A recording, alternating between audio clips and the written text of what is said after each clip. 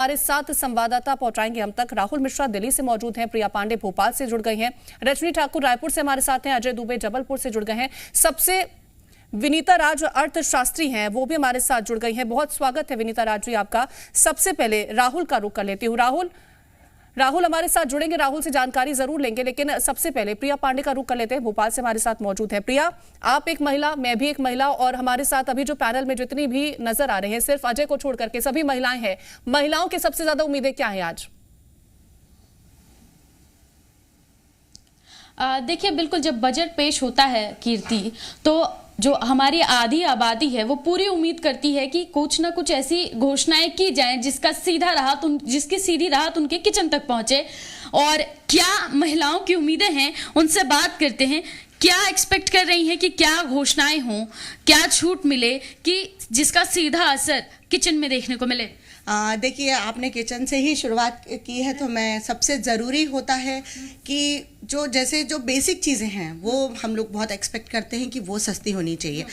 आप अभी देख रहे हैं अच्छी खासी ठंड पड़ रही है, बहुत अच्छी सब्जियां आ रही है। मैं कल ही सब्जियां लेकर आई हूँ। सब्जियों के दाम इतने ज़्यादा हैं कि हम लोग जहाँ हम जैसे पहले सब्जी लेकर आते थे 100-200 में हम बहुत सारी सब्जियां ले आते थे, लेकिन अभी तो प्याज के दाम ही इतने ज़्यादा है कि हम लोग सोचते हैं कि अरे हम जा रहे हैं तो हम लोग कितने पैसे लेके जाएंगे, सब्जियां लेकर आ जाए, भरपूर आ जाए। और सिलेंडर के जो कॉस्ट है वो भी बहुत ज़्यादा है।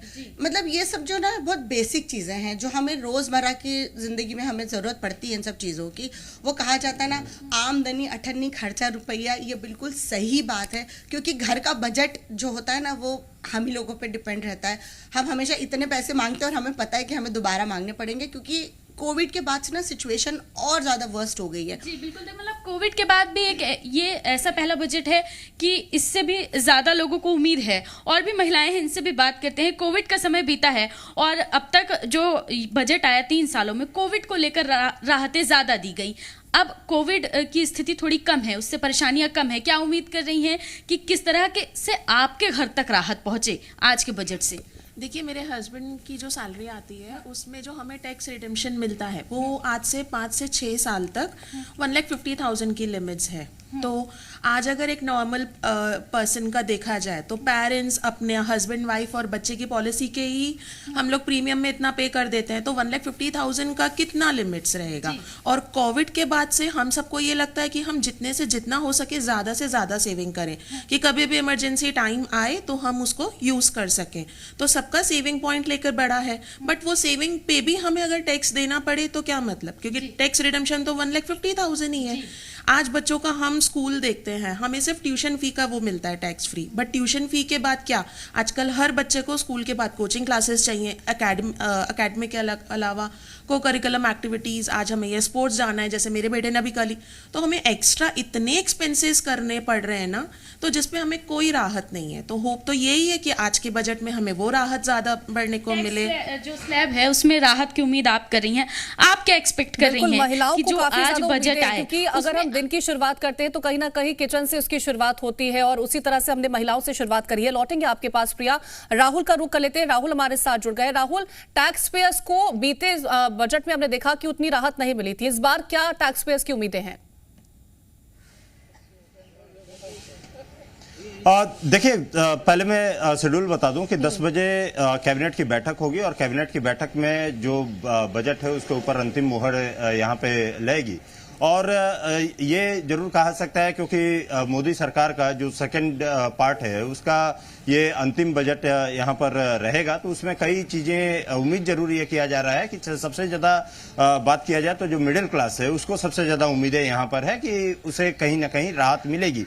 और जो अभी मैं महिला की भी बात सुन रहा था, कमोबेश यदि कहा जाए तो हर एक चीज को लेकर के आम जनता जो है, खास तौर पे चाहे वो टैक्स से संबंधित हो, चाहे वो सैलरी स्लैब से संबंधित हो, यहाँ पर इन सभी चीजों को लेकर के कहीं ना कहीं राहत की उम्मीदें यहाँ पर जरूर कर रहा है। उसके साथ ही साथ जो सबसे बड़ी चीज एक और है कि जो लंबी दूरी की गाड़ियां हैं, जो रेलगाड़ियां हैं, उनके जो किराए जिस समय जो बढ़े हुए हैं उन पे कहीं सीधे तौर पे ये भी उम्मीद की जा रही है कि उस पे भी कहीं ना कहीं सीधे तौर पे आम जनता को राहत यहाँ पर मिल सकती है। यहाँ इस जो बजट को आज पेश किया जाएगा उसमें कहीं राहत मिल सकती है। तो तमाम चीजों को लेकर के यदि कहा जाए तो आम जनता को जरूर उम्मीदें हैं। और जो टैक्स स्लैब रहा है जो सैलरीड क्लास के लिए, जो पिछली बार से जो बदलाव नहीं रहा है, तो उम्मीद ये जरूर किया जा रहा है, क्योंकि जब निर्मला सीतारमण ने कुछ दिन पहले जब प्रेस कॉन्फ्रेंस की थी तो उसमें सीधे तौर पे उन्होंने जरूर कहा था कि मीडियम क्लास की जो फैमिली है उसको, या जो मिडिल क्लास है उसके लिए टैक्स स्लैब सबसे ज्यादा महत्वपूर्ण होता है। और वहां पर कहीं जरूर ये कहा सकता है कि इसमें बदलाव देखने को मिल सकता है। उम्मीदें ये जरूर की जा सकती है कि यहाँ पे बदलाव हो सकता है। अब देखना ही होगा कि मुख्यमंत्री जो वित्त मंत्री का पिटारा है, पिटारा लेकर के जब पहुंचती है वहां पर 11 बजे जब ये शुरू होगा तो उसमें आखिर में क्या क्या राहत मिलती है। लेकिन जो सैलरीड क्लास है, मिडिल क्लास है, उसको कहीं ना कहीं सीधे तौर पे बहुत ज्यादा इस बजट से सैलरीड क्लास और मिडिल क्लास को बहुत ज्यादा उम्मीदें हैं भी। कितनी उम्मीदें आज पूरी होती हैं वो हम देखेंगे और जरूर 11 बजे साफ हो जाएगा। लौटेंगे आपके पास राहुल। रजनी का रुख कर लेते हैं। रजनी, एक महिला जब घर को संभालती है और जब बाहर निकलती है काम के लिए तो उसकी एक्सपेक्टेशंस जो है वो थोड़ी बढ़ जाती हैं कि सरकार उसके लिए और भी कुछ एडिशनल तौर पर करे। क्या महिलाओं की उम्मीदें हैं जो नौकरी पेशा हैं, जो घर पर रह रही हैं और दोनों तरह से काम को संभाल रही हैं? बिल्कुल, देखिए महिलाओं की भी उम्मीदें हैं और बतौर महिला भी, बतौर वोटर भी महिलाओं की अपनी अपनी उम्मीदें हैं। और इस वक्त मैं चाय की टपरी पर हूँ। दिन की शुरुआत चाय से भी होती है कीर्ति, और हम ये भी बात करेंगे कि आज जो बजट आने वाला है उसमें आम लोगों की क्या उम्मीदें हैं, क्योंकि आम चुनाव के पहले, लोकसभा चुनाव के पहले का ये आखिरी पूर्णकालिक बजट है। ऐसे में लोग राहत की उम्मीद कर रहे हैं, चाहे वो टैक्स स्लैब हो या दूसरे क्षेत्रों में होने वाली घोषणाएं हो। आज जो बजट आ रहा है, बतौर युवा, बतौर देश का वोटर, क्या उम्मीदें हैं आपको इस बजट से? मेरे को लगता है जैसे अभी कोरोना आया था, कोरोना के बाद से हम लोगों का जो शिक्षा स्तर उतना कुछ अच्छा खास नहीं रहा, उस पर काम करना चाहिए। अभी डिजिटल ईरा आया है, उसके बाद उसमें वो होना चाहिए, उसमें बजट हमारी बढ़नी चाहिए। और सड़क तो अच्छी है ही हमारी, और जैसे इंफ्रास्ट्रक्चर हो गया उन सब में भी जैसे हमारी स्टेट जो है कहीं ना कहीं पीछे है बाकी स्टेट से, उसमें भी काम होनी चाहिए। और जैसे मिडिल फैमिली है उन पर जैसे एक टैक्स का जो मार पड़ रहा है, कहीं ना कहीं उसमें भी राहत मिलनी चाहिए। राहत मिलनी चाहिए, टैक्स में राहत मिलनी चाहिए। और टैक्स स्लैब को लेकर तो बात होती ही है, लेकिन इसके साथ ही जो इनडायरेक्ट टैक्सेस है उसमें भी लोग राहत की उम्मीद कर रहे हैं। और इस वक्त कांग्रेस के संसदीय सचिव कुलदीप जुनेजा भी हैं, उनसे भी जानेंगे, क्योंकि उनकी सरकार का भी बजट आना है और आज केंद्रीय बजट आ रहा है। ऐसे में वो क्या उम्मीद कर रहे हैं कि छत्तीसगढ़ को क्या कुछ मिलना चाहिए। रेल को लेकर जो लगातार मांगे देश भर से आई हैं उसमें क्या कुछ और बदलाव होने चाहिए, कौन सी नई घोषणाएं होनी चाहिए, और कुलदीप जुनेजा से बात करेंगे। आज बजट आ रहा है जुनेजा जी, आपकी सरकार का भी बजट आएगा, लेकिन केंद्र का बजट आज है। आप क्या उम्मीद कर रहे हैं इस बार के बजट से? पहले भी उम्मीद नहीं थी और अभी भी उम्मीद नहीं है। जनता के हित में कुछ लाते नहीं है, सिर्फ बड़े उद्योगपति जो 2-3-4 है उन्हीं के उसमें इनका बजट आता है, उन्हीं के फायदे के लिए। आप देख तो रहे, रोज पढ़ रहे हैं पेपर में, अदानी जी का क्या हाल है देख रहे हैं। अच्छा, ये तो चुनावी साल है, तो ऐसे में कहीं ना कहीं जनता तो ये उम्मीद कर रही है कि कुछ तो राहत मिल जाएगी, आपको ऐसा लगता है? जनता हमेशा उम्मीद करती है, पर मेरे को उनसे उम्मीद नहीं है कि जनता को राहत देंगे। ये मुझे कोई उम्मीद नहीं है। रेल को लेकर लगातार दिक्कतें आई, छत्तीसगढ़ से भी बातें कही गई। रेल में क्या घोषणाएं छत्तीसगढ़ के लिए होनी चाहिए, क्या मांग करते हैं? कि होनी चाहिए, बात की बात है। पहले जो रेल चल रही है उसको टाइम से तो चला ले, वो उसको समय से चला ले।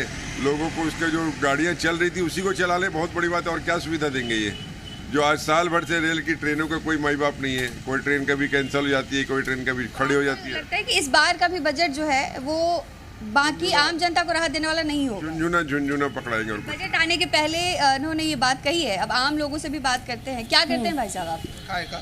आप काम क्या करते हैं? हम लोग तो मजदूरी वगैरह करते हैं। तो ये बजट हर साल आता है, इस बार पढ़े लिखे नहीं, अपने को मालूम नहीं है उसका। हाँ, लेकिन आपको दिक्कतें तो आती होंगी, तो राहत किस तरह की चाहते हैं? कहाँ कहाँ राहत चाहते हैं? आय बढ़नी चाहिए, शिक्षा को लेकर, स्वास्थ्य को लेकर काम होना चाहिए। जी कुछ पढ़े लिखे तो पूछो, वो बताएंगे। देश के नागरिक तो है ना आप? देश के तो है। हाँ। क्या आप उसका जानकारी नहीं है?